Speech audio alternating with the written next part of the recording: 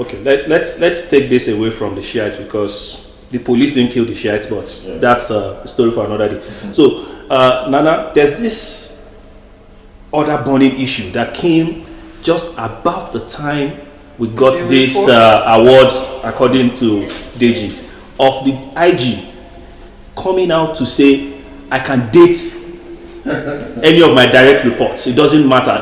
In other places, that is a ground for resignation immediately. Okay. How do you feel about that particular? Okay, first of all, I'm just going to say straight out there that he said he didn't say that. He didn't make that statement. But has he debunked it? Yes, he has debunked it. The police has come out to say, oh, the IG did not say I can date or marry anybody that is under me. But legally, legally, I don't think the Police Act stopped him from going on with marriage, dating. But it is the crux of the matter is that it's an ethical issue. It's an ethical issue. He has a fiduciary relationship with the people who work under him or who work with him. You understand? His subordinates. And it goes straight to the heart of sexual harassment. Because of the power he holds, there is no longer any room for the lady he approaches to say no. Because every woman, the weird thing is that the Police Act says that if you want to marry, you have to write to the Commissioner of Police under at your command to request for permission to marry. Now, if you get pregnant, you will be expelled from the force and will only be readmitted upon the IG's permission. Now, you see, there's a lot of powers where women affairs are tied to either the Commissioner of Police or the IG. And when such powers are tied directly to that, then it becomes a very serious case of sexual harassment if the IG goes around dating women in the force. Because they can't say no. What if you say no and your promotion is tied down to it? What if you say no and then he finds out you're married and they'll say you got pregnant before you got married and expel you from the force? You can't come back anymore. What if you're married and he prevents you from getting any further training in the force? Because these things are tied to him. So there's a whole lot, even though that there's the law, because I know that the police has been coming out with this citing text in the Police Act, citing text in different laws, saying there's nowhere the law bars any senior police officer from having a sexual relationship with another police officer. But I want to let them know that even though the law doesn't say it's so, there are undertones of sexual harassment, if it's not outright, that makes it so that even the women in the force cannot speak up against what is happening because they are afraid that the IG would withhold entitlements due to them because, of course, it's their boss. Okay, now let's push this sexual harassment because it dovetails to how the police itself handles issues of sexual harassment. As far as I know, it's almost difficult for someone to go to the police and say, I was raped. It's not for the almost difficult. It is difficult. Let's not use the word almost difficult. I sat at a hearing. I don't know if you were there. The showing of a silent hear, some movie, yes. Yeah. And we saw female police officers, which shocked me, who said, okay, what do you expect if you come out wearing a short dress? And that's the person in charge of the gender desk in FCT here. She is saying that, what do you expect if you come out wearing a short dress? How would they not think you're a prostitute? So there's a whole, the police does not understand sexual harassment. This is a force that dominated by men who have their own way. I've heard tales of sexual harassment in training camps. I've had tales of different forms of, in fact, some ludicrous things happening in these training camps where these men will want, commanding officers will want to have their way with these women. So imagine having a sexually corrupt police officer. You bring him to handle cases of sexual harassment or as a working person. The first thing they usually ask you if you come in, where did it happen? Was it in his house? So Nana, let me ask. So do you, in your opinion, do you think the Nigerian police can be trusted to be able to handle issues around gender violence, sexual harassment in Nigeria? No, because they are the greatest perpetrators. Okay, Deji, you amongst all of us in this conversation, you are one who has been guest to police most. So, as far as you're concerned, or in your opinion, from experience and all of that, bail is supposed to be free. Yes. How many times have you had to pay for bail? Every time. You see, the Nigerian police, the irony is that the Nigerian police is the most politicized police in the whole of Africa. A police force is supposed to be completely non-political. They're not supposed to have any political affiliation. So when PDP comes, the police is loyal to PDP. When APC comes, the police will come loyal to APC. So if a Deji Adeyanju and his group, Concerned Nigeria, wants to do a rally, and the rally is termed as a rally that is against APC, the APC becomes against Deji. The police is not loyal to Nigeria, it is loyal to the president, but it's loyal to it. And that's why Nigeria is not right for state police. Look at what happened between Wike and Amechi. Those guys, if you give them state police, they will just destroy River State. Do you understand? So, Nigeria, the greatest problem we have, look at the EFCC. The EFCC will not go and act on a corrupt case. They are waiting for the president to give them, or somebody in the villa, to give them go ahead before they go on. Because we have weak institutions in this country because of the domineering nature of our polity. You understand? It encroaches into the police force. And you see, when you talk about, when some people wonder why Nigeria was ranked the worst in the world, I just laugh.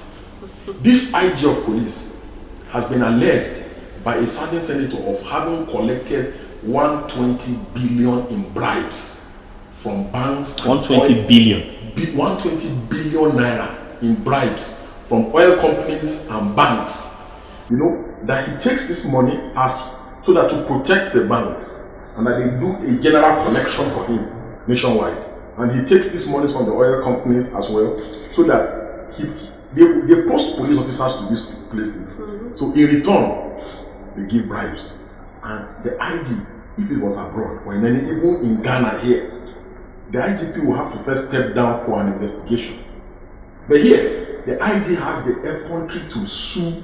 They have sued the senator for raising allegations against the IG. This same IG bought 2 vehicles for the wife of the president. This same IG. The IG has not cleared himself of the allegation of bribe of 120 billion. He's saying that that award is, and that report is false. You can see the irony in the whole issue. So every time, and the worst thing again that happens is, for instance, this year I've been arrested 3 times by the police. Why was I arrested?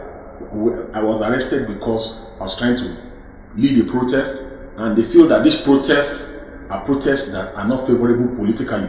So instead of the police, and every time we want to do a protest, we write to the police. We don't write to the police for police permission. No, we write that for police protection, because that is the constitutional duty of the police, to protect life and property. You understand? So we write to them, they get notice of this event. Then 2 of the times I was arrested, they arrested me just to frustrate the rallies. So they arrest me because they know I'm the leader of the rally. They know that once I'm arrested, they arrest me. Then they take me to the first CID. Then they take me to the Commissioner of Police office. Then they just keep me in an office and leave me there. So they leave me there for 5-6 hours when they know that people will have dispersed. Because if I'm not there to provide leadership, then the rally is gone. It's finished. So they do it intentionally. And these are not new things. These are things that have been happening to us since when we were in level 1 in the university. You understand? So, when we were even in the university, police, they don't even arrest you on Monday. They arrest you on Friday. So that we sleep. Yeah. Friday, Saturday. So before Festus Kiyama of Falana hears and they start calling, it's already Monday. They will call the commissioner of police. The commissioner of police say, you need to fill a bail, but you will still pay. So like you're asking, yes, bail is free. In the press, the bail can never be free. You pay for everything. Bail has even biro to write statement, you they'll pay. tell you to write by pen. Even the paper that you write the statement on, you will still pay. Okay. I had a case recently. Let me just say this. Recently, with my neighbor, you know, who beats his wife. No, not that one. This one was when I was pregnant. I was having some issues with my neighbor, and car parked here, car did not park, and he made some threats in my leg. See, I know when I was going to report to the police, I feel like the guy entered his house and was laughing. I feel maybe my pregnancy hormones didn't just tell me go back. That trip cost me 5,000 naira. And I told the woman that, look, what I'm going to do is, you say this is logistics, I'm going to transfer it to your account. Why? So that tomorrow when someone says I'm lying, I'm going to pull up my bank records and just write. And I wrote it logistics for police. So that you don't think I'm bribed, because that was what they said they wanted. And she agreed. And her agreement is that they are now so brazen in what they do. They don't care how you get the money across to them. They just want it.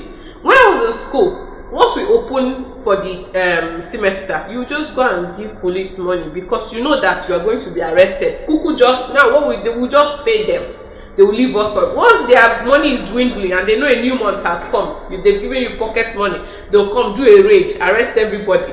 Everybody will pay and settle every new month. So we just had a meeting. The students that lived in Okigwe town to say, look, every month, new month, we just go and submit money, gather money and submit. So I have people who will corroborate my story. Eventually we made friends with some of them, and it has become crazy. So that when you don't have money, you first of all call the police officer that is your friend. At some point they were asking for sex in exchange for protection. So if you don't have money and you're the kind of girl they like, they'll come to you and tell you, for 2 months you will not pay, but you would, you are my friend.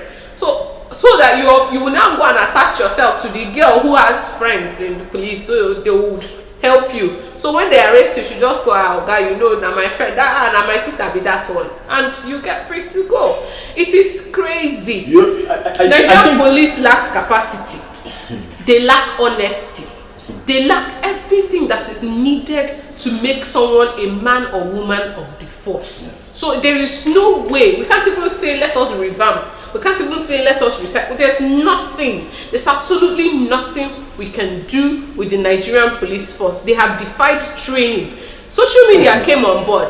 The Nigerian police, instead of making good use of social media, the PRO of Abuja, his own specialty is going on social media and harassing people or looking for people to shut up just because they have said something against the police.